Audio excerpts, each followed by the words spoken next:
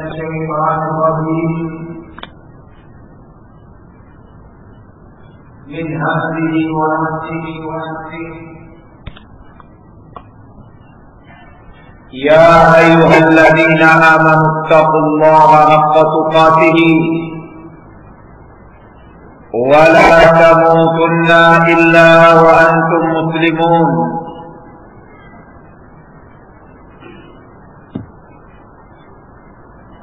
فقد قال سبحانه وتعالى أيضا: يا أيها الذين آمنوا اتقوا الله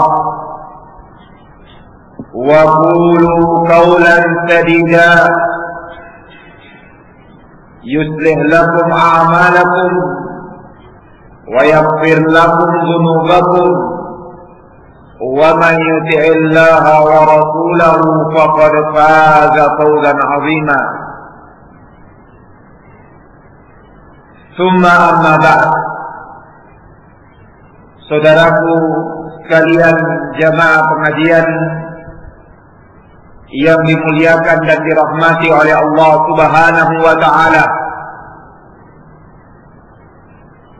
Alhamdulillah, di hari ini kita kembali dipertemukan oleh Allah Subhanahu wa taala dalam rangka mengamalkan sunnah nabinya sallallahu alaihi wa ala alihi wasallam di dalam menuntut ilmu agama.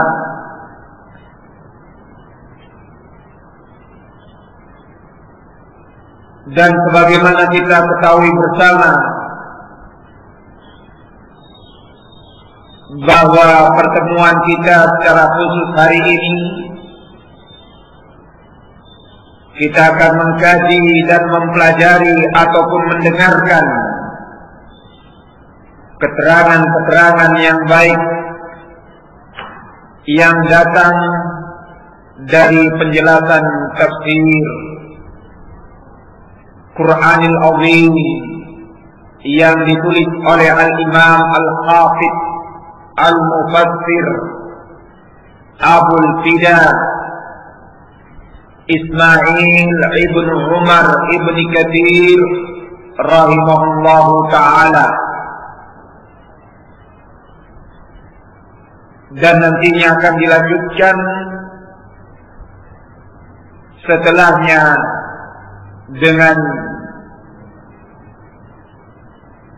mengkaji kitab Fiqhul Muyassarah.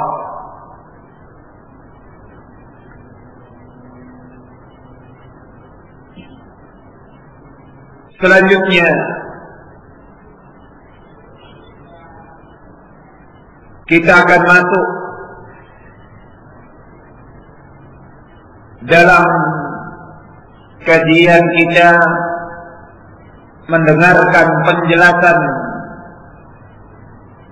dan keterangan yang baik dari kitab tafsir wallahu a'lam bis-shawab. Sebagaimana pertemuan kita terdahulu, kita telah mendengarkan kajian bersama kaitannya dan hubungannya dengan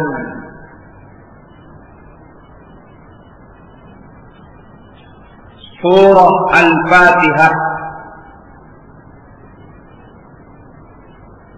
dan tentunya ini menandakan dan menunjukkan kepada kita baru memulai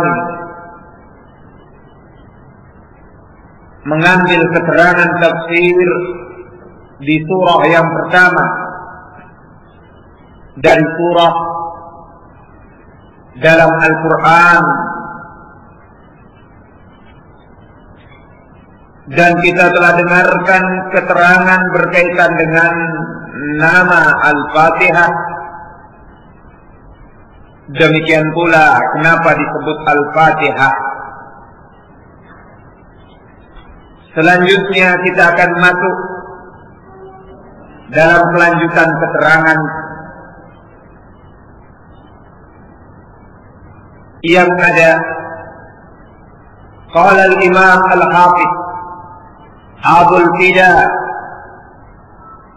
Ismail ibn Umar ibn Katsir rahimahullahu ta'ala, adadu ayatiha,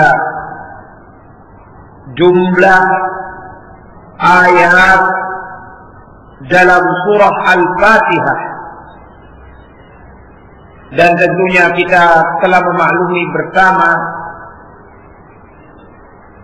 bacaan Al-Fatihah adalah bacaan yang kita hafal di luar kepala kita,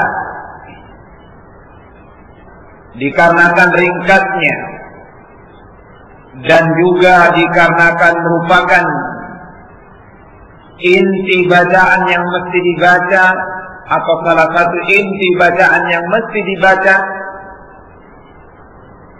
di dalam sholat.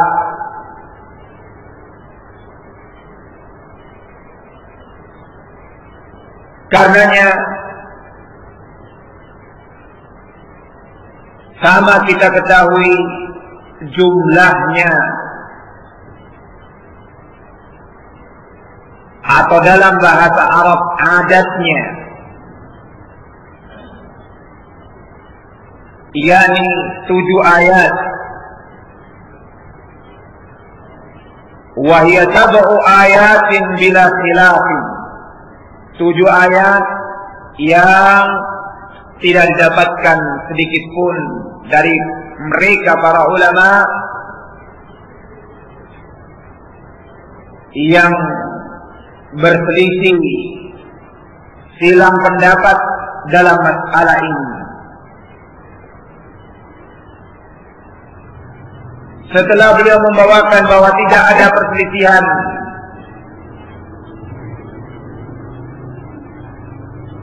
beliau mengatakan wal basmalah ayatun mustaqillah min awwaliha kama huwa inda jumhuri qurra al-Kufah wa qaul jama'ah min as-sahaba wat tabi'in wa khalqin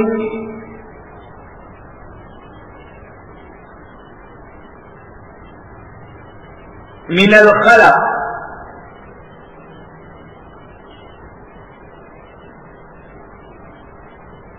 Ini atau basmalah itu adalah ayat yang berdiri sendiri, namun dia dari ayat yang pertama dari surah Al-Fatihah, dan ini merupakan pendapat jumhur qurra al-Kufah dan sekelompok para sahabat Nabi, demikian pula sekelompok tabi'in, dan dari kalangan sekelompok orang-orang yang datang kemudian dari kalangan khalaf para ulama yang datang kemudian. Setelah beliau membawakan bahwasanya tidak ada khilaf dalam masalah basmalah, dalam masalah surah Al-Fatihah itu 7 ayat, lantas kemudian beliau menyebutkan pendapat jumhur berkenaan dengan basmalah.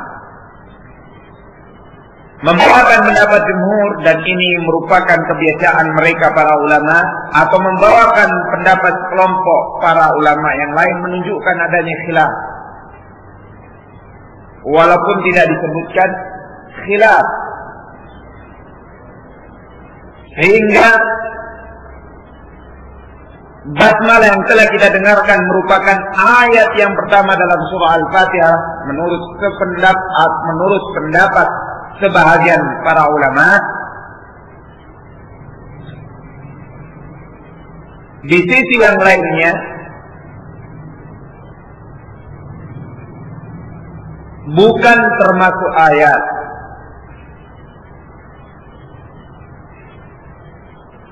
Dan karenanya lah beredar silang pendapat di antara ulama, apakah basmalah itu dibaca ketika salat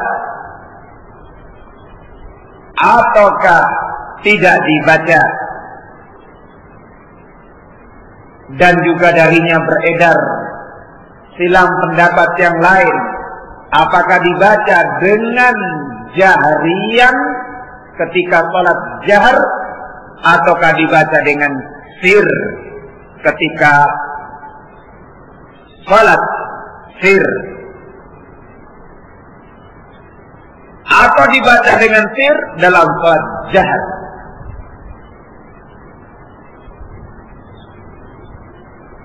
Dan nampak bagi kita pendapat beliau Al-Imam Al-Hafidh Ibnu Katsir rahimahullahu ta'ala yang mengatakan basmalah itu masuk dalam ayat yang pertama dalam suratul Fatihah. Dan dengan demikian pula nanti kita akan dapatkan keterangannya basmalah dibaca dengan jahar. Ini mewakili bahwa basmalah itu dibaca di dalam sholat ketika membaca Al-Fatihah, dan ketika membaca dengan bacaan jahriyan dibaca dengan apa? Jahar. Dibaca dengan jahar. Dibaca dengan keras. Sehingga masalah jar dan tidak, basmalah ayat dan tidak, bukan masalah antara sunnah dan bid'ah, bukan masalah antara hak dan batil, tapi masalah khilaf yang beredar padanya mana yang rajih, mana yang marjuh dalam masalah al-haq tersebut.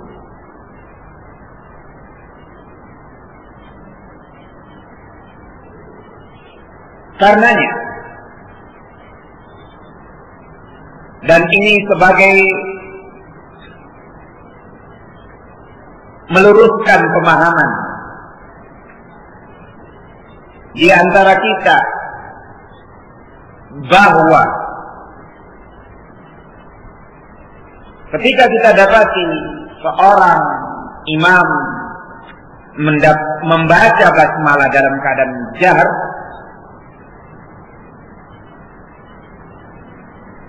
tidak boleh bagi kita mengatakan dia telah melakukan perbuatan apa? Bid'ah. Tidak boleh bagi kita mengatakan dia telah melakukan penyelisihan terhadap sunnah. Karena masalahnya masalah khilaf fiqhiyah yang sudah dibawakan oleh Al-Imam Ibnu Katsir tadi. Sekelompok sahabat juga berpegang dengannya, tabi'in dan para ulama yang lain. Kalau masalahnya bid'ah, sahabat tidak akan berpegang dengan pendapat tersebut. Karena para sahabat Nabi orang yang amat jauh dari perbuatan apa? Bid'ah. Mereka dijaga oleh Allah dari melakukan perbuatan bid'ah. Saudara sekalian yang dimuliakan dan dirahmati oleh Allah Subhanahu wa ta'ala. Tapi juga bukan berarti kita setelah mengetahui dalil yang mendekati kebenaran dalam memahami nas, kita tidak lantas mengatakan ini yang kuat atau kita meninggalkannya karena toh sama-sama perkaranya perkara khilaf dalam masalah fikih. Sehingga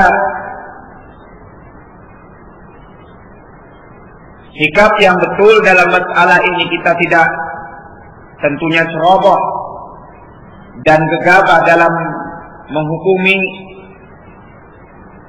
dan juga tentunya kita lebih berhati-hati untuk memilih mana yang lebih menenangkan hati kita di dalam mengamalkannya.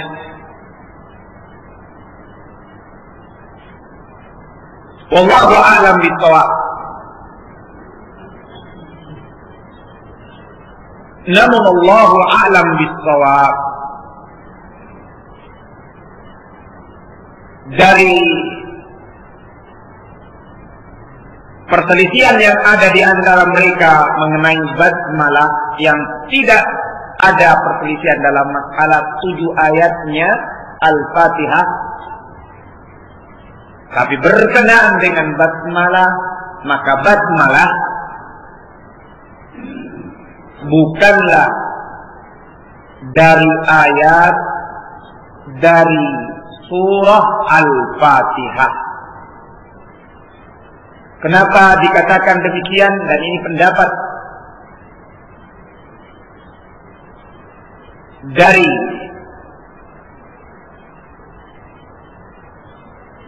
sekelompok ulama yang lain yang akan kita dengarkan nanti penyebutannya.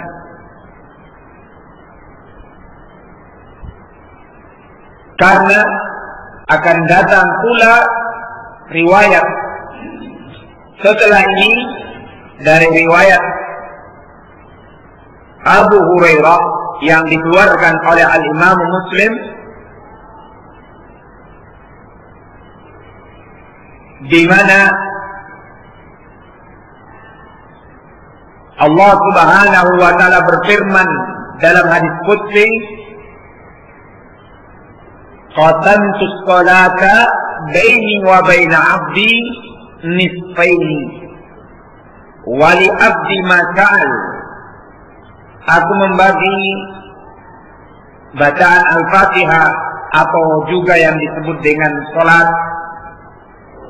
itu menjadi 2 bahagian, setengah untukku dan setengah untuk hambaku. Dan terkaitkan dengan apa yang menjadi bahagian hambaku ketika dia meminta, maka baginya akan mendapatkan apa yang dia minta tersebut. Lantas Allah Subhanahu wa taala berfirman, fa idza qala alhamdulillahi rabbil alamin. Apabila hambaku berkata dalam salatnya, dalam bacaan Al-Fatihahnya, alhamdulillahi rabbil alamin. Perkataan alhamdulillahi rabbil alamin menunjukkan inilah awal ayat.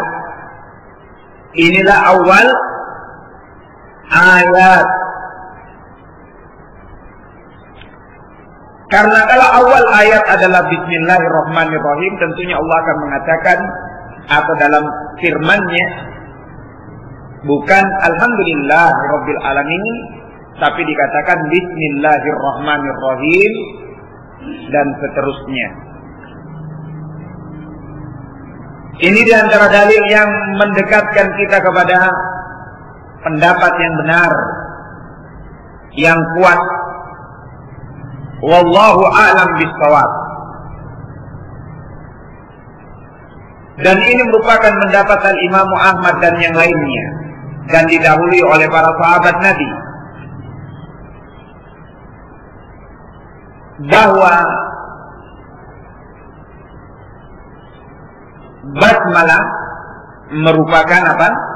Ayat yang berdiri sendiri dan bukan masuk dari ayat surah Al-Fatihah. Tidak termasuk dari ayat surah Al-Fatihah.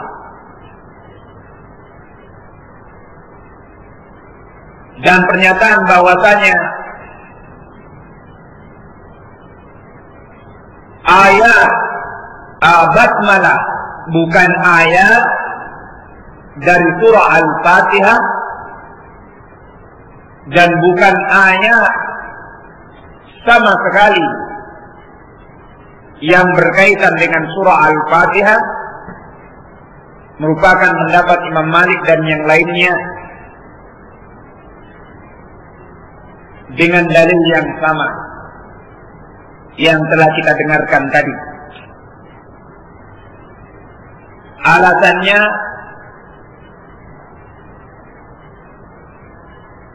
bahwa tidak disebutkan basmalah itu menunjukkan bukan ayat dan tidak dibaca.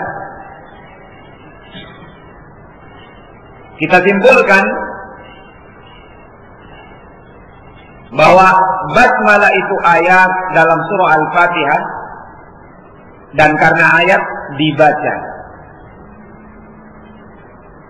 Ini pendapat yang dipegangi oleh Al-Hafidz Ibnu Katsir.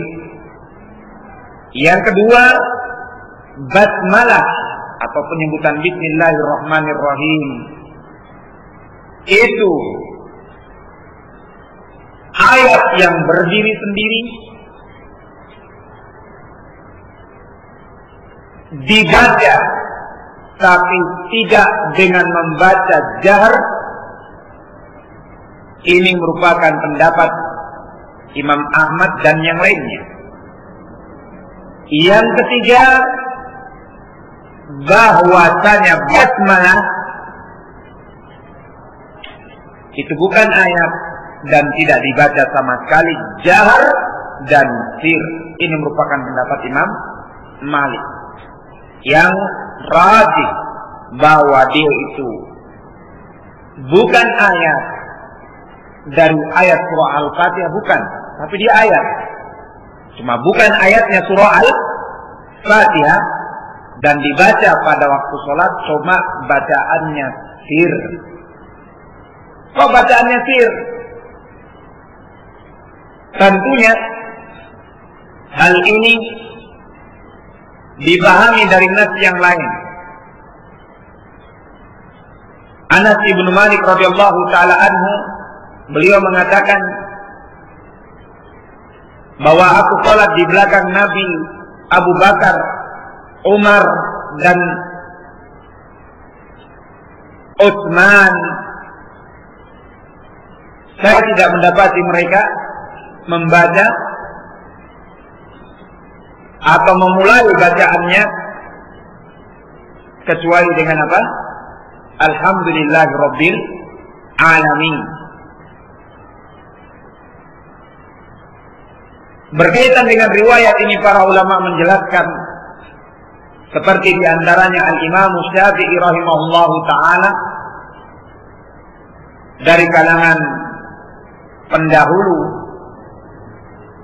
dan dari kalangan mutaakhirin atau ulama yang akhir, Al-Imam As-Sun'ani rahimahullahu ta'ala dalam Subulus Salam,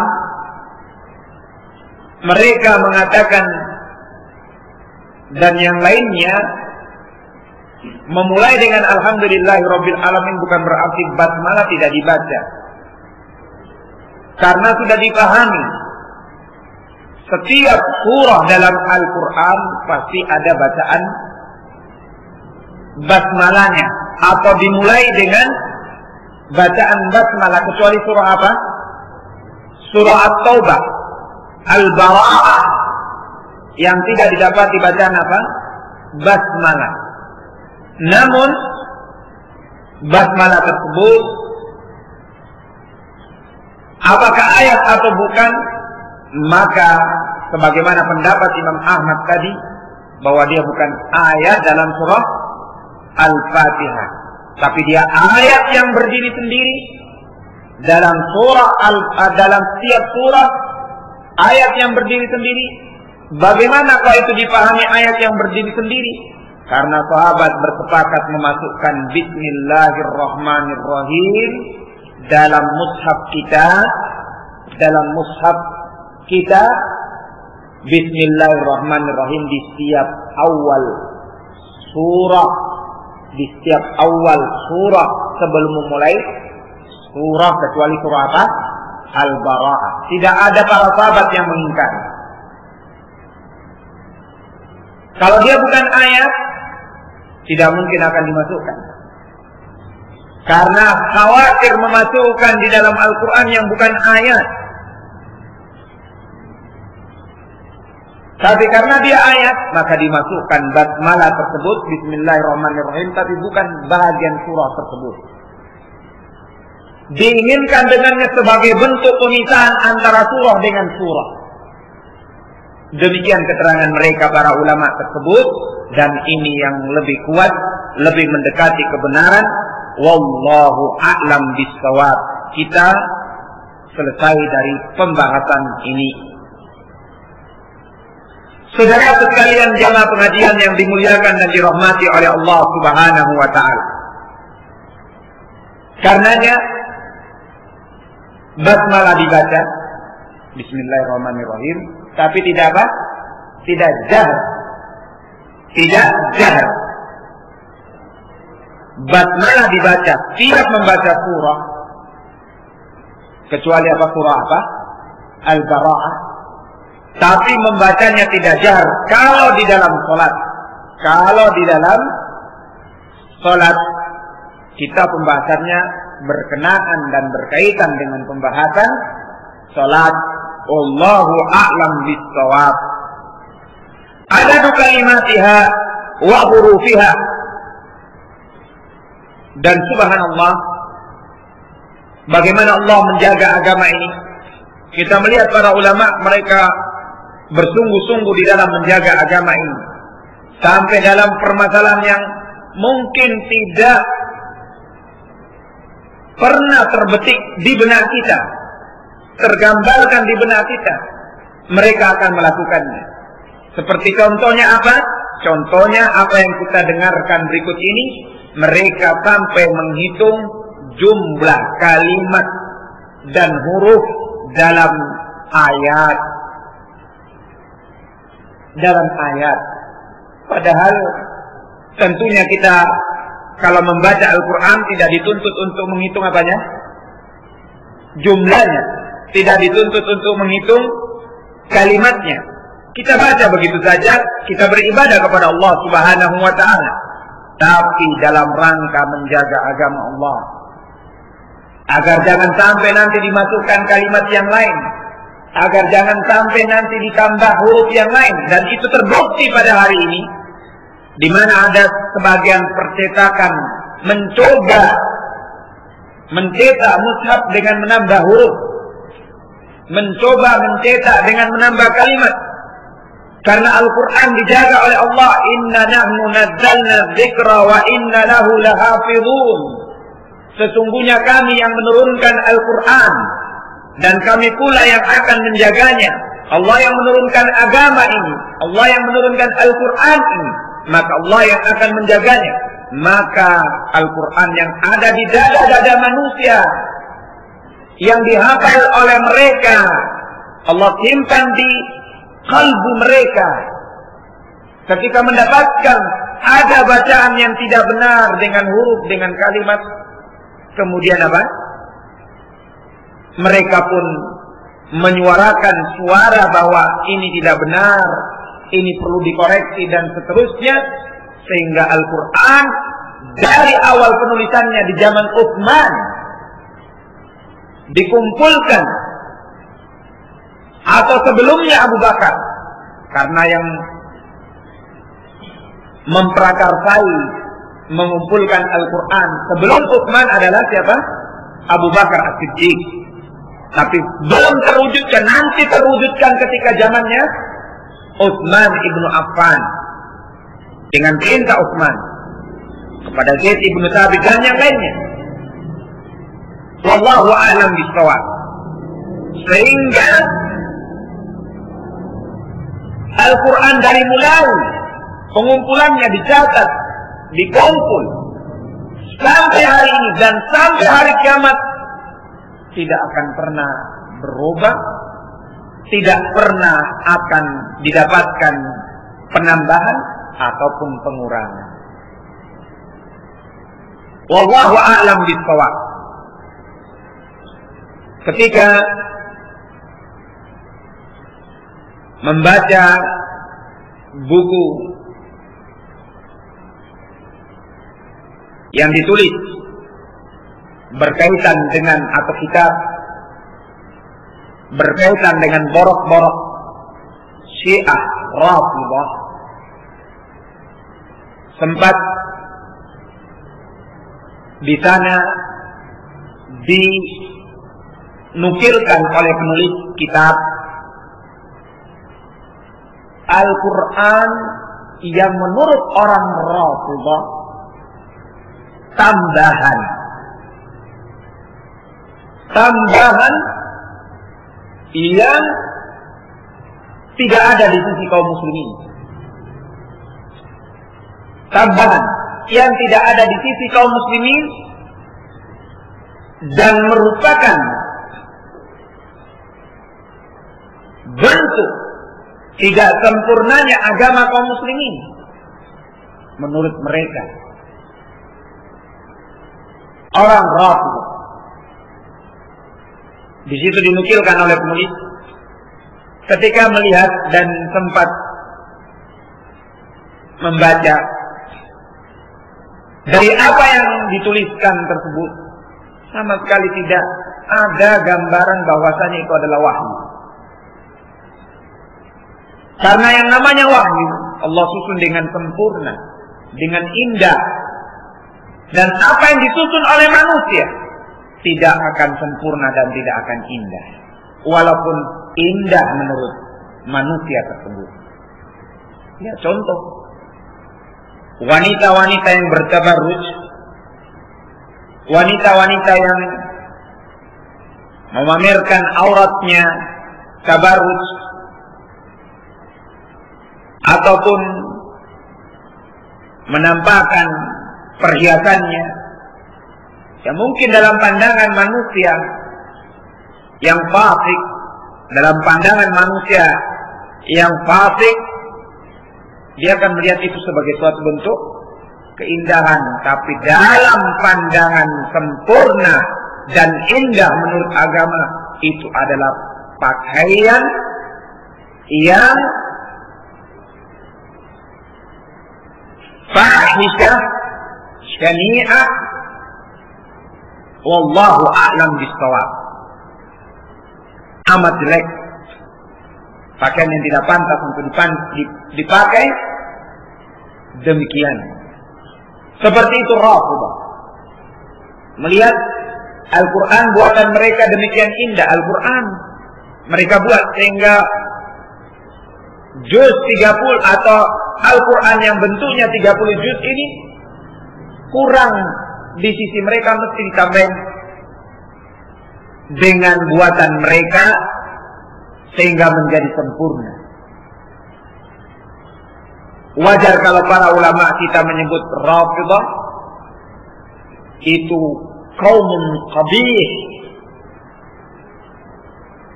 sehingga dinukilkan dari salah seorang alim, walaupun penukilannya diperselisihkan atau disangsikan keberadaan nukilan tersebut, yakni dari Al-Imam Sya'bi rahimahullahu ta'ala.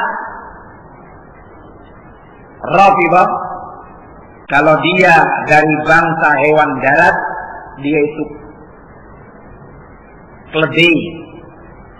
Kalau dia dari bangsa burung, dia itu adalah burung pemakan bangkai.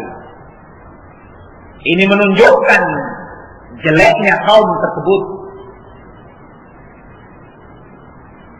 Karena pernyataan mereka Al-Quran masih kurang dan perlu ditambah, para ulama mengkafirkannya. Para ulama mengkafirkannya. Kembali kita dalam keterangan di sini, kita kaitkan keterangan ini karena nanti mungkin akan muncul pertanyaan atau muncul di benak kita pertanyaan, kok kita harus mengetahui kalimatnya, kok para ulama kok sampai jauh menerangkan kalimatnya, menerangkan hurufnya berapa? Itu punya hikmah, punya makna yang besar. Bahwa Allah Subhanahu wa ta'ala menjaga agama ini dengan sempurna, sehingga didatangkan para penjaganya, para ulama tersebut yang menerangi umat agar umat ini tidak tersesatkan jalannya dan agar umat ini dibimbing dengan pelita, dengan penerangan sehingga mereka berjalan dengan jalan yang benar. Karena sekilas akan muncul pertanyaan di benak kita. Kalimatnya di sini disebutkan kalimatuha khamsuna wa isruna kalimat. Kalimatnya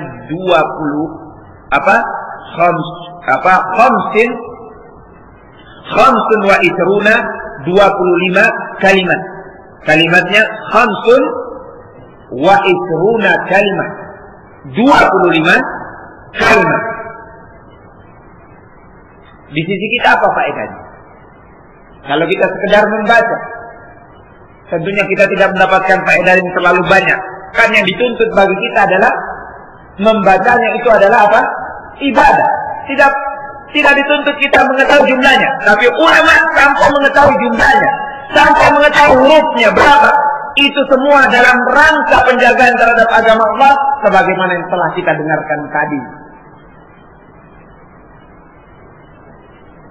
Karenanya agama pada hari dibawa oleh dan didatangkan oleh Allah terhadap nabinya hari itu dan sampai datangnya hari kiamat akan tetap sebagaimana munculnya dan datangnya, tidak akan berubah walaupun terjadi perubahan zaman. Wallahu a'lam bishawab. Adadu kalimatiha wa hurufiha. Jumlah kalimatnya, jumlah hurufnya. Mereka para ulama mengatakan wa kalimatuha khamsun wa isruna kalimah. Jumlahnya 25 kalimat. Wa hurufuha mi'ah wa thalatha ashar harfan. Huruf-huruf dalam surah Al-Fatihah tersebut 113 huruf. 113 huruf.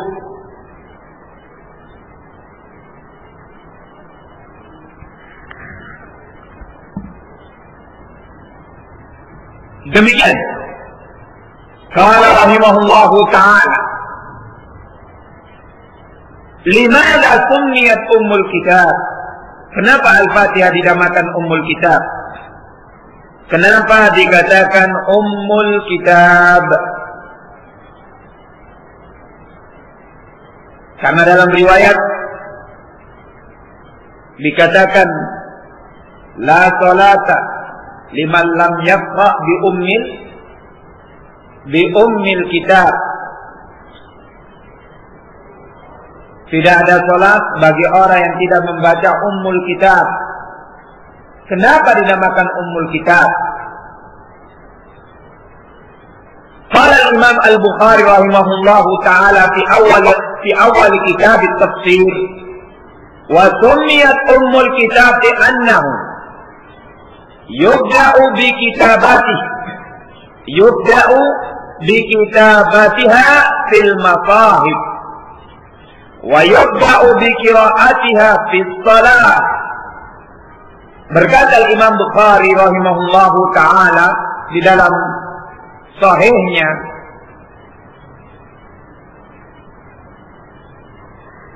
dalam pembahasan kitab tafsir, dinamakan ummul kitab karena dimulai penulisan Al-Fatihah itu di mushaf yang ada. Jadi Al-Fatihah merupakan surah yang pertama yang dianggap sebagai surah pemula sebelum datangnya atau sebelum disebutkannya surah-surah yang lain. Yang kedua, karena Al-Fatihah dimulai pembacaannya di dalam salat.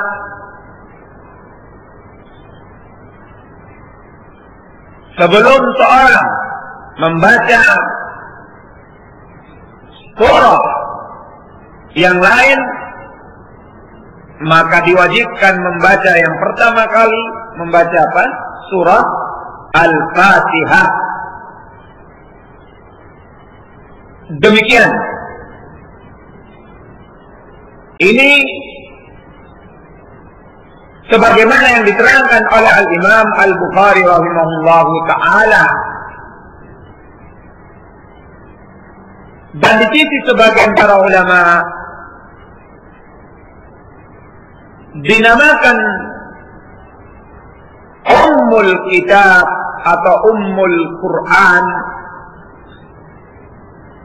liruju'i ma'anil Quran kullihi ila ma tadammanathu, dikarenakan semua dari makna-makna Al-Quran atau semua dari apa yang dibaca dalam Al-Quran dengan makna-maknanya itu kembali kepada apa yang dikandung oleh surah Al-Fatihah tersebut. Di mana di dalam surah Al-Fatihah sebagaimana telah kita jelaskan sebelumnya dan kita singgung sebelumnya, Al-Fatihah terkandung padanya apa? Pujian dan sanjungan kepada Allah, terkandung di dalamnya tauhid, terkandung di dalamnya akidah, terkandung di dalamnya ibadah, doa, dan itu yang ada di dalam Al-Quran secara keseluruhan. Wallahu a'lam bishawab. Dan Al-Imam Ibnu Jarir rahimahullahu ta'ala, beliau mengatakan orang Arab menamakan ummun apabila mengumpulkan satu perkara. Seperti contoh ini dari kita, ibu dikatakan ummun karena mengumpulkan atau keluar darinya anak-anak.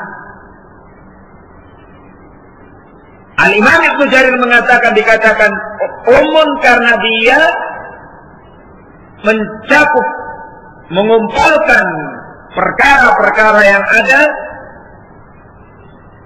yang kembali kepadanya.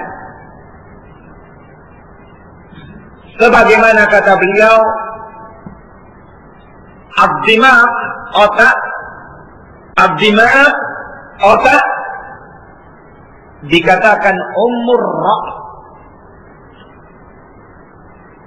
induknya kepala, karena perkara-perkara yang berkaitan dengan apa?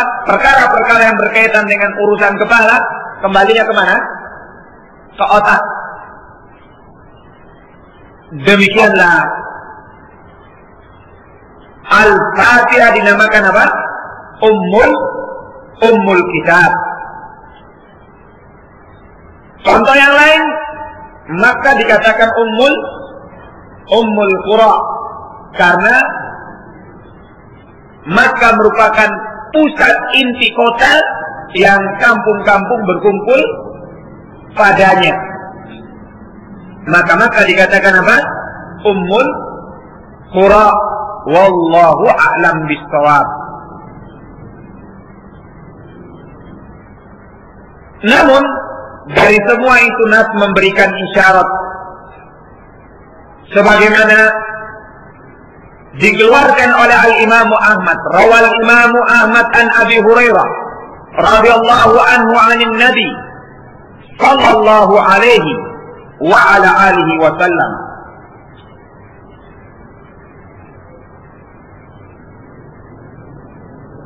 Mungkin sebagai tambahan faedah bagi kita semuanya, ketika Nabi sallallahu alaihi wasallam disebutkan tentunya sebagai seorang muttabi', orang yang mengikuti beliau sallallahu alaihi wasallam, kita diajarkan oleh Rasulullah sallallahu alaihi wasallam walaupun kita tidak mengeluarkan dengan jahr, cukup dalam hati kita, cukup dengan lisan kita. Dalam sebuah riwayat, man shalla alayya salatan sallallahu alaihi asyarah. Siapa yang bersolawat kepadaku dengan 1 salawat, Allah akan bersolawat padanya dengan 10 salawat. Maka mereka para muhaddits, para ahli hadis, ketika menulis kitab hadis, ketika menulis riwayat, tidak pernah melepaskan lafaz apa? Salawat kepada beliau sallallahu alaihi wa ala alihi wasallam, sehingga ini mungkin sebagai tambahan faedah supaya tidak tertinggal dan tidak terluputkan bagi kita. Kita lanjutkan, kita masuk kembali kepada keterangan yang ada bahwasanya dari Nabi sallallahu alaihi wa ala alihi wasallam annahu qala fi ummil Quran. Bahwasanya Nabi sallallahu alaihi wasallam beliau pernah bersabda berkaitan dengan ummul Quran. Hiya ummul Quran, yang berkaitan dengan surah Al-Fatihah. Al-Fatihah itu adalah ummul Quran, induk Al-Quran. Wa hiya sab'ul matan, dan Al-Fatihah itu 7 ayat yang Allah Subhanahu wa taala mengulang-ulangnya, dan di dalamnya ada pujian dan sanjungan dan doa. Kenapa dikatakan diulang-ulangi? Karena orang kalau membacanya di dalam sholat pasti membacanya berulang-ulang. Setiap rakaat dia membaca surah Al-Fatihah. Dan setiap itu pula dianggap sah sholatnya. Lantas dikatakan wahiyal Qur'anul azim, dan Al-Fatihah itu adalah Qur'anul azim, di mana makna Al-Quran, di mana Al-Quran kembali kepada apa yang dikandung oleh Al-Fatihah tersebut. Jadi bukan sekedar melihat makna, tapi memang ada nas yang menyebutkan bahwa Al-Fatihah itu adalah apa? Ummul Quran, wallahu a'lam bis-shawab. Qala al-Imam Al-Hafidz Ibnu Katsir rahimahullahu taala, dzikru ma warada fi fadl al-Fatihah. Keutamaan Al-Fatihah. Keutamaan Al-Fatihah. Sebelum kita masuk ke dalam pembahasan keutamaan dan menyebutkan sisi keutamaan Al-Fatihah, bahwa yang pertama, apa yang Allah datangkan dari setiap surahnya pasti ada keutamaannya. Cuma ada yang Allah sebutkan dengan gamblang dan jelas melalui lisan Nabi-Nya sallallahu alaihi wasallam. Ada juga yang tidak disebutkan. Namun bukan berarti tidak disebutkan bahwa itu tidak utama. Sehingga semua surah di dalam Al-Quran mempunyai apa? Keutamaan. Cuma ada yang disebutkan oleh Allah, ada yang tidak disebutkan. Wallahu a'lam bis-shawab. Yang kedua, berkaitan dengan keutamaan-keutamaan dalam satu pemberitaan, didapatkan pemberitaan berkaitan keutamaan-keutamaan, didapatkan di sana banyak atau ada di antaranya riwayat yang lemah. Sehingga ketika mendapatkan riwayat yang lemah, tidak boleh kita memakainya. Kalaupun dalam fadhail a'mal, kecuali riwayat yang lemah tersebut riwayat yang didukung oleh riwayat yang banyak, sehingga posisinya tidak lagi lemah. Dan riwayat yang lemah tersebut mencocoki makna dari riwayat yang sahih.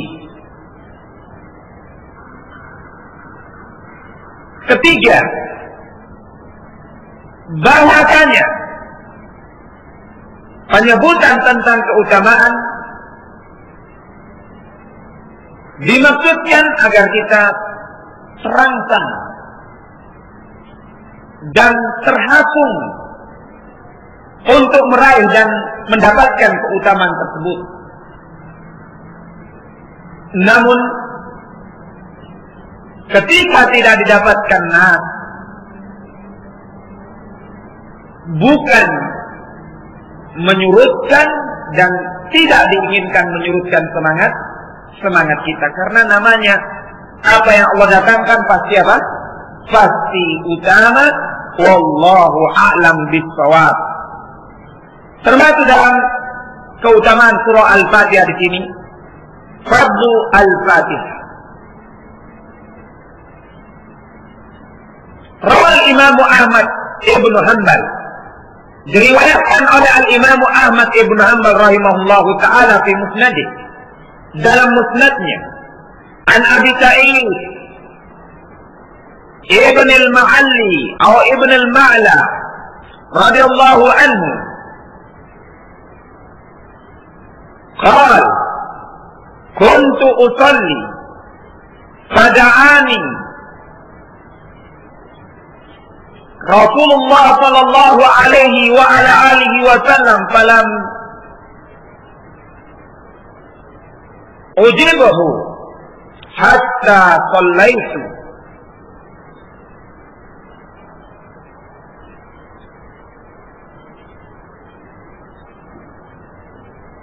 Sebagaimana dikeluarkan oleh Al-Imam Ahmad Ibn Hanbal dalam musnadnya dari sahabat Abi Sa'id Ibn al-Ma'la radhiyallahu ta'ala anhu, bahwa beliau dulu salat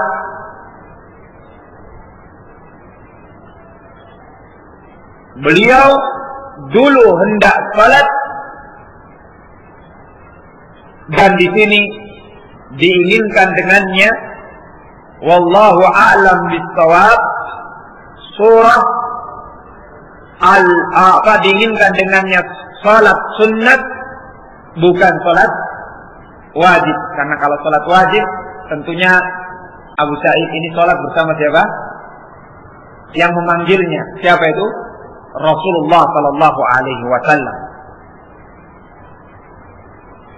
Karena salat sunnah, kebetulan beliau sallallahu alaihi wasallam membutuhkan Abu Sa'id, pada waktu itu beliau memanggil, ya Abu Sa'id, tapi falam ujibhu. Waktu itu karena hendak salat, Rasulullah memanggilku, aku pun tidak memperhatikan panggilannya, tidak mengabulkan, mendatangi panggilannya, karena sudah mau salat, sampai aku menegakkan salat dan menyelesaikannya.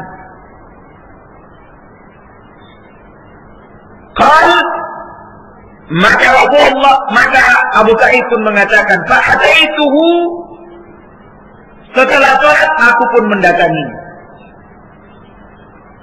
Rasulullah sallallahu alaihi wasallam mengatakan, ma mana'aka an ta'tiyani. Wahai Abu Sa'id, apa yang mencegahmu? Apa yang menghalangimu sampai tidak mendatangi panggilanku?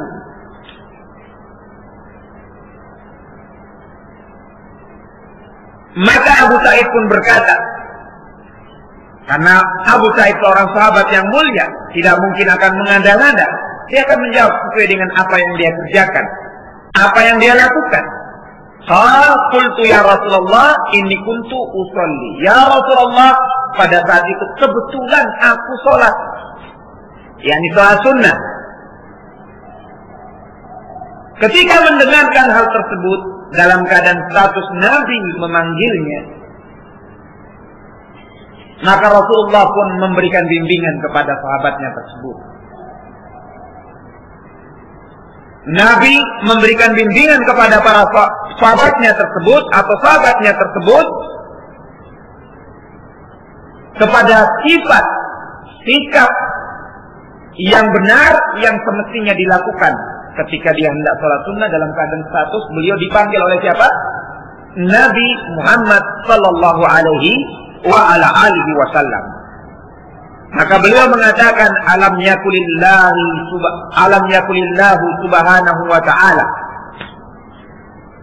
Tidakkah Allah subhanahu wa ta'ala berfirman, wahai Abu Sa'id, ya ayyuhalladzina amanu istajibu lillahi war rasul idza da'akum lima yuhyikum. Tidakkah Allah berfirman, wahai orang-orang yang beriman, penuhilah panggilan Allah dan juga Rasulnya apabila kalian dipanggil dengan apa yang akan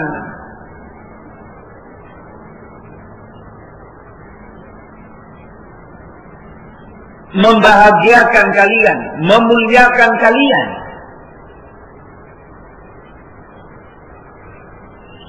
Dengan panggilan kehormatan pula, wallahu a'lam bishawab.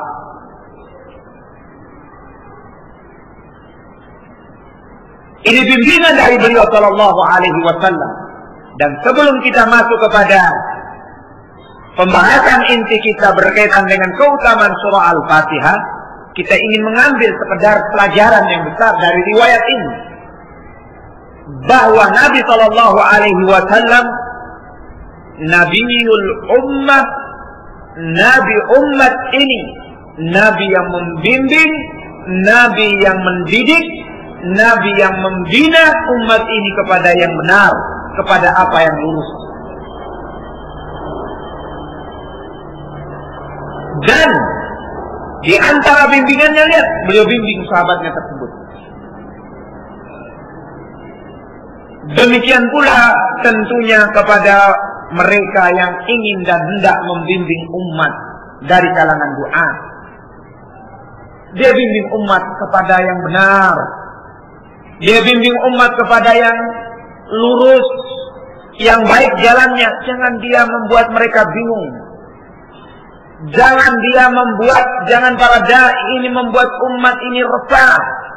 Jangan para dai ini membuat umat ini menjadi semangat dengan agamanya, dengan prinsipnya, dengan akidahnya, dengan manhajnya. Bimbing kepada yang benar. Dengan bimbingan dari Allah, bimbingan dari Nabi-Nya sallallahu alaihi wasallam, bimbingan dari para ulama umat ini yang mereka itu adalah pewaris para nabi. Jangan kita resahkan, jangan kita bingungkan umat sehingga mereka merasa tenang, merasa nyaman beragama di atas agama Allah Subhanahu wa ta'ala.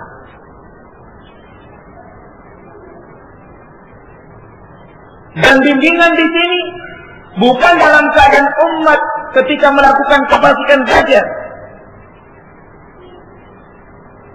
Dalam keadaan umat melakukan kebid'ahan aja. Tidak. Tapi dalam perkara mana yang lebih utama, mana yang lebih baik. Ini sudah baik, tapi ini lebih baik. Dibimbing mereka ke arah yang lebih baik.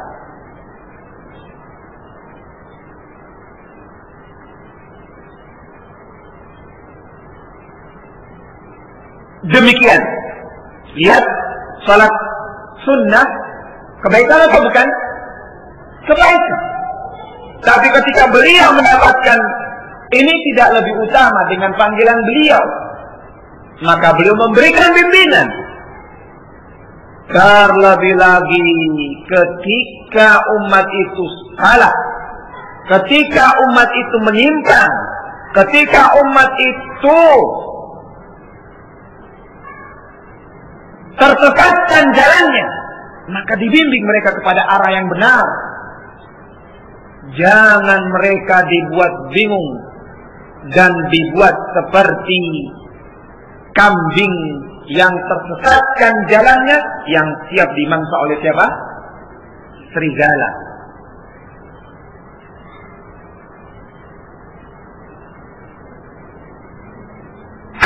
ini mudah.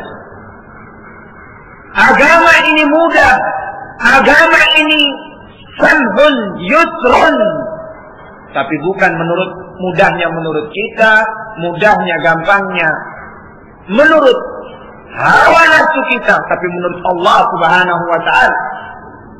Menurut Nabi-Nya sallallahu alaihi wasallam, dan seperti apa yang dijelaskan oleh para ulama umat ini. Bukan menurut kita. Kita bukan yang memiliki, kita bukan pemilik agama. Wallahu a'lam bishawab. Menyinggung hadis ini. Kita sengaja menyampaikan hal ini. Karena tentunya didapatkan sebagian orang meresahkan dan membingungkan mad'unya.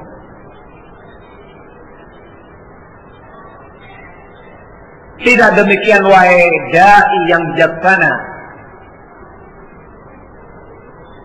Dai yang bijaksana, dai yang betul-betul yatafattan, betul-betul mencermati, betul-betul mewaspadai, melihat keadaan mad'unya. Kalau sudah ini bahaya, jangan diarahkan ke arah bahaya tersebut, diselamatkan. Kalau ini baik tapi ini lebih baik, diarahkan ke perkara yang lebih utama. Wallahu a'lam bishawab. Faedah yang terakhir yang mungkin bisa kita ambil, bahwasanya apa yang datang dari Rasulullah harus dikedepankan terlebih dahulu. Dari panggilannya, dari keterangan-keterangannya. Tidak boleh mengedepankan yang selainnya sebelum kita mengedepankan apa yang datang dari Allah dan Rasulnya.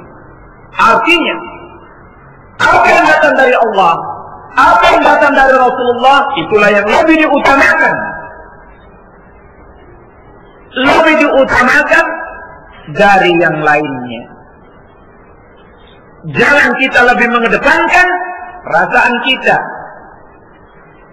emosi kita, hawa nafsu kita, tapi kedepankan apa yang datang dari Allah, dari Rasulnya sallallahu alaihi wa ala alihi wasallam.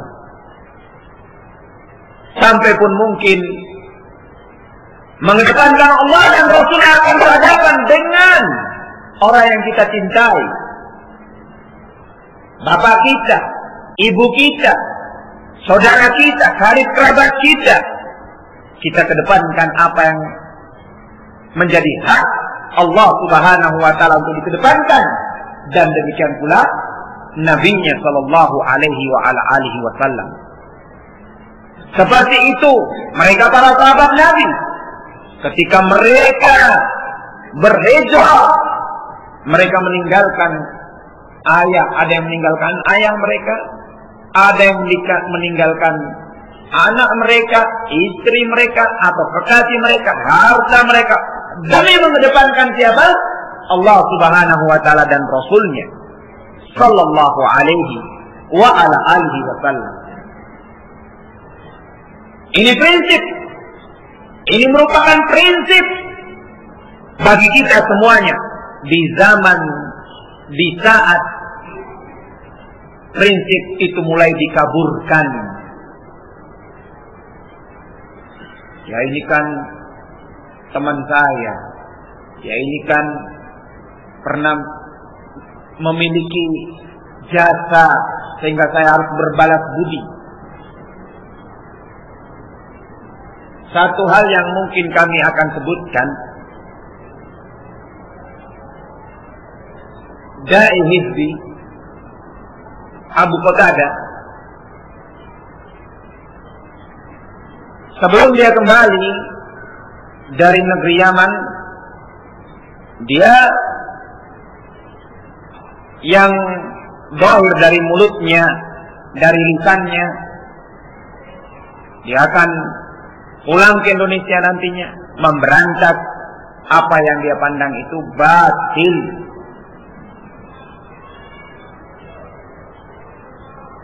Tapi ketika kembalinya ke Indonesia dan sebelum pulang, dia sudah mulai obrol sana obrol sini, termasuk ke kita, ke saya, dan karena ya saya termasuk juga orang yang suka bermain bersama-sama dulu di sana dengan Abu Qatadah.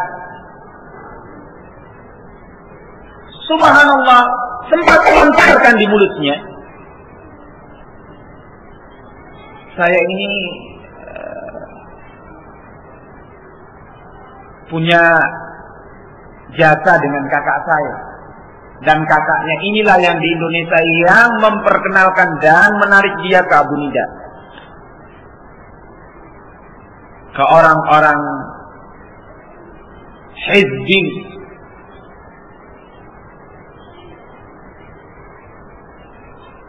Dalam keadaan dia sudah kenal apa itu yang hak, apa yang batil, dan saya rasa tidak akan tertutup telinga Abu Qatadah pada waktu itu. Tapi subhanallah, pulang ke Indonesia seakan-akan telinganya di Yaman dulu punya penyumbat, barulah di Indonesia dia buka. Kayaknya seperti itu, padahal tidak sama sekali. Kalaupun mungkin dia tutup hatinya. Akhirnya orang ini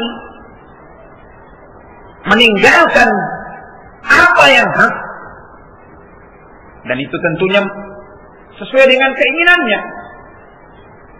Tapi alasan di antara alasan yang menyebabkan dia meninggalkan jasa dari kakaknya yang memberangkatkan dia dan memulangkan dia. Dan ternyata kakaknya mendapatkan dana dari orang-orang hizbi Abu Nida CS di Yogyakarta. Orang-orang hizbi ini, wallahu a'lam bishawab. Akhirnya siapa yang duduk dengan hizbi jadi apa? Jadi hizbi. Siapa yang duduk dengan hizbi jadi hizbi. Alasannya karena balas jasa. Maka dengan apa yang kita terangkan tadi, yang namanya prinsip yang benar, yang sudah mulai dikaburkan hari ini, kita mengedepankan Allah Subhanahu wa ta'ala dan Rasulnya, siapapun yang berhadapan dengannya. Mungkin karib kerabat kita, mungkin bapak kita, mungkin saudara kita. Wallahu a'lam bishawab. Maka kemudian pun beliau mengatakan, ثم قال لا أعلمنك أعظم سورة في القرآن قبل أن تخرج من المسجد. Wahai Abu Sa'id, setelah beliau membimbing bahwa tidak pantasnya kamu tidak mengabulkan panggilan saya tadi,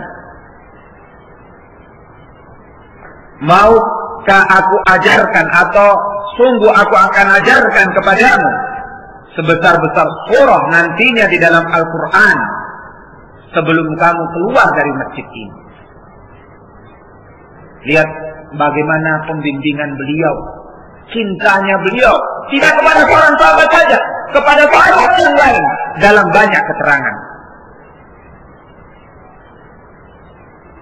Cintanya beliau melebihi terkadang diri beliau, sehingga beliau harus mendapatkan gangguan ketika ingin membela, ketika ingin menyelamatkan mereka, umatnya.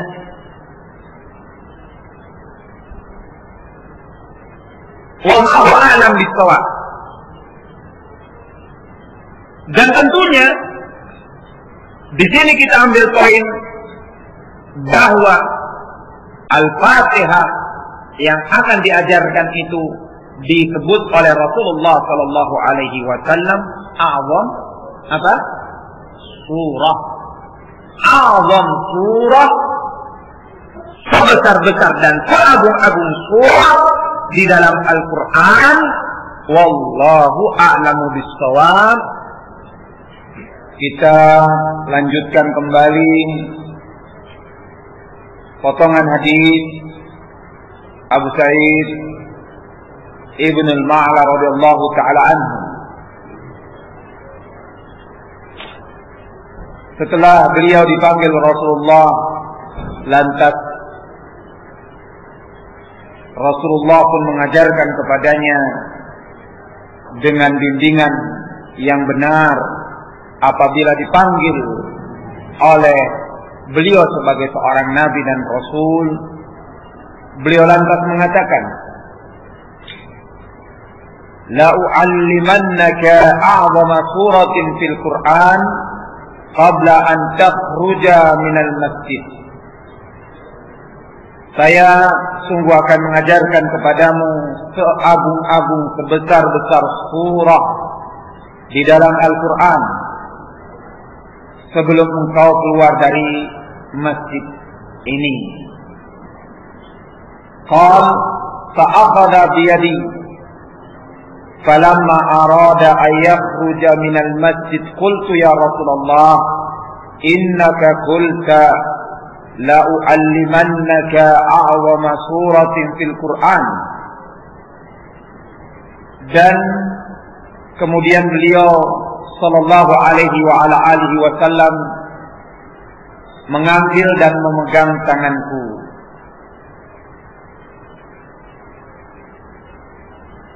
Dan tatkala beliau hampir keluar dari masjid, aku pun mengatakan kepada beliau, wahai Rasul sallallahu alaihi wa ala alihi wasallam, tadi engkau katakan kepadaku, engkau akan mengajarkan kepadaku sebesar-besar surah di dalam Al-Quran.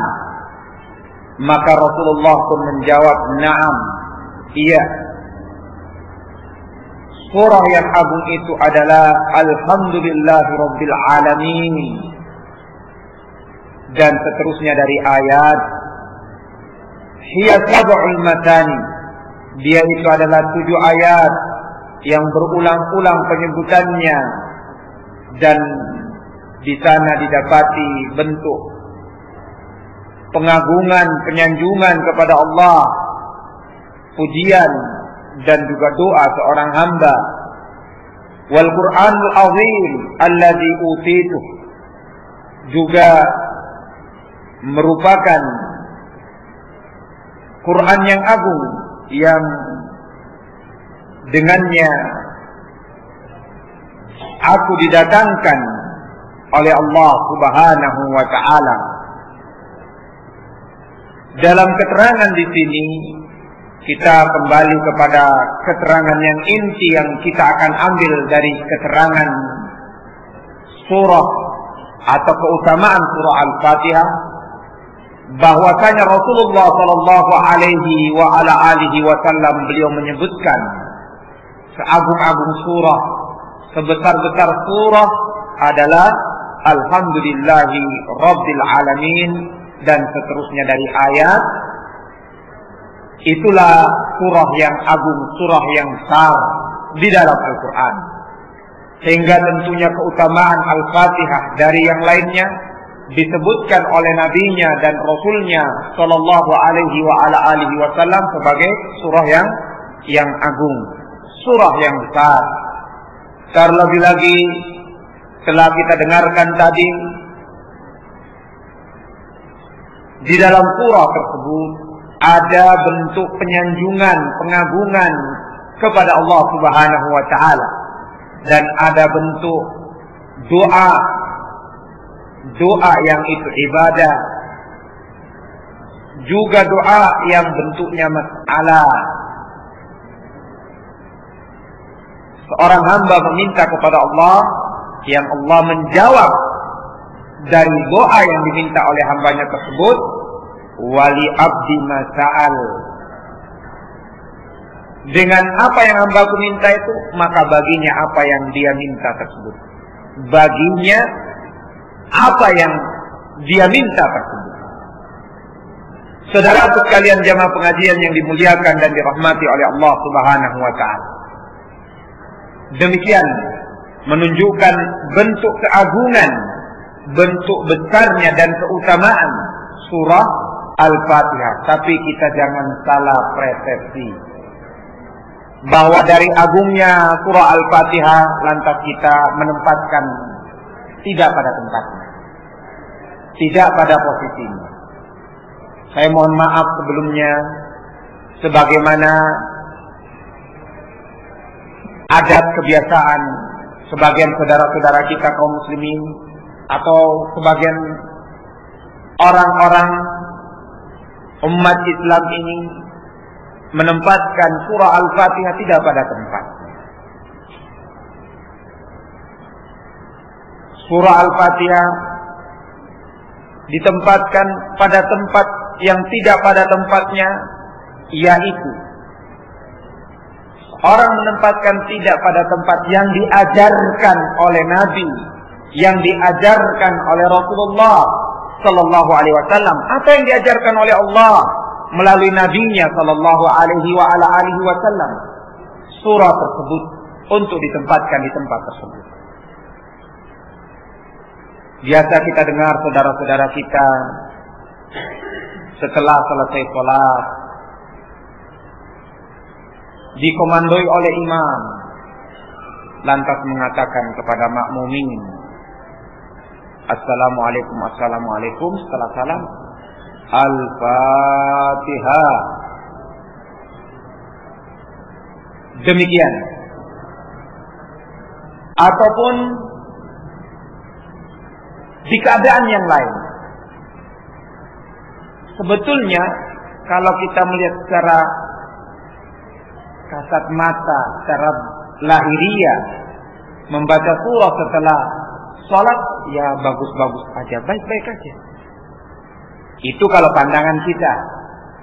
Tapi karena ini bentuknya amalan ibadah, ini bentuknya amalan taqarrub, dan bentuknya menempatkan Al-Fatihah di tempat setelah selesai sholat, dengan dikomandoi membaca Al-Fatihah,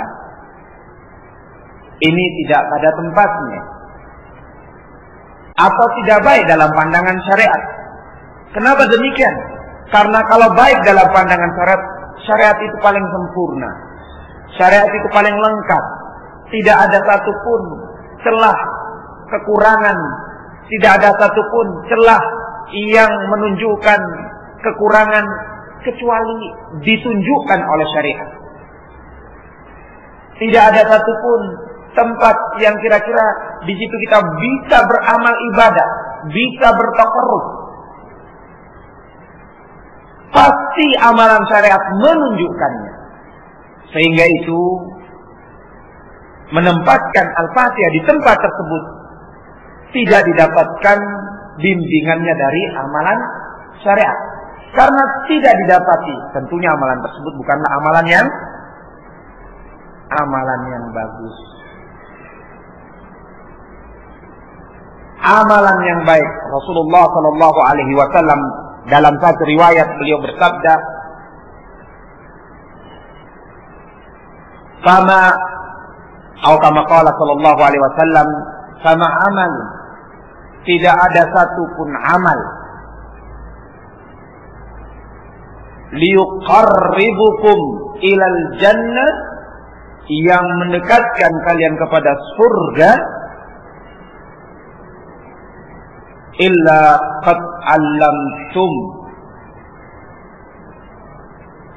qad allamtumukum, terkecuali aku telah mengajarkan kepada kalian, terkecuali aku telah membimbing kalian terhadapnya. Dan tidak ada satu amalan liyubaidukum aw liyujannibukum minan nar illa qad hadzartum illa qad hadzartukum. Tidak ada satu amalan yang menyebabkan kalian terjauh dari api neraka terkecuali aku telah ajarkan, aku telah peringatkan kalian darinya. Jadi segala amalan yang itu baik, yang mendekatkan kepada surga, segala amalan yang itu jelek, yang membuat kita masuk ke dalam neraka, sudah diperingatkan dan sudah diajarkan oleh siapa? Oleh Rasulullah Sallallahu Alaihi Wasallam. Sekecil-kecilnya. Sehingga penempatan tadi Al-Fatihah yang kita katakan Al-Fatihah itu surah yang agung, surah yang besar, ditempatkan tidak pada tempatnya, maka ini menyalahi daripada penempatan yang benar dengan surah Al-Fatihah. Wallahu a'lam bishawab. Terkadang kita dapatkan saudara-saudara kita dalam berdoa, dalam menyampaikan kebaikan katanya kepada orang yang hendak didoakan, kepada Fulan bin Allan yang telah wafat ini, kepada si Fulan bin Allan, kepada Fulan, kepada Syekh Fulan, kepada guru Fulan, kepada semuanya disebutkan dengan niat yang tulus, dengan niat yang ikhlas. Al-Fatihah. Ini tidak menempatkan posisi Al-Fatihah pada tempatnya. Al-Fatihah tidak ditempatkan di tempat tersebut. Di mana ditempatkan Al-Fatihah? Kita perlu melihat bagaimana Rasulullah menempatkan Al-Fatihah.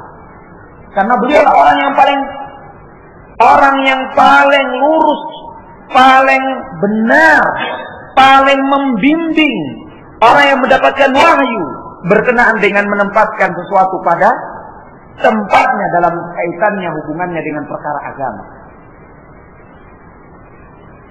Sehingga itu surah yang agung ini bukan berarti kita memposisikannya di sekeinginan kita, di segala tempat yang kita inginkan, tapi disesuaikan dengan penempatan yang benar. Wallahu a'lam bishawab. Ini perlu menjadi catatan karena telah terjatuh sebahagian saudara-saudara kita atau mungkin di antara kita dalam menempatkan dengan penempatan yang salah surah apa? Al-Fatihah. Diajarkannya Abu Sa'id Ibnul Ma'la di sini sekedar menunjukkan bahwa surah Al-Fatihah itu demikian agung. Surah Al-Fatihah demikian agung dan sebagiannya telah kita terangkan pada pertemuan-pertemuan yang sebelumnya. Wallahu a'lam bishawab. Mungkin sekedar membimbing kita di mana kita tempatkan surah Al-Fatihah, ya paling cepat dan paling singkat yang bisa kita ketahui adalah ketika kita sholat membaca surah apa? Al-Fatihah. Ketika meruqyah saudara kita dari hadis Jabir atau dari hadis Jabir ibn Abdullah radhiyallahu taala anhu, dari hadis yang dikeluarkan oleh Al-Imam Bukhari dan wallahu a'lam bishawab Muslim dalam sahih keduanya. Demikian pula yang lainnya, di mana dijadikan Al-Fatihah itu sebagai apa? Ruqyah.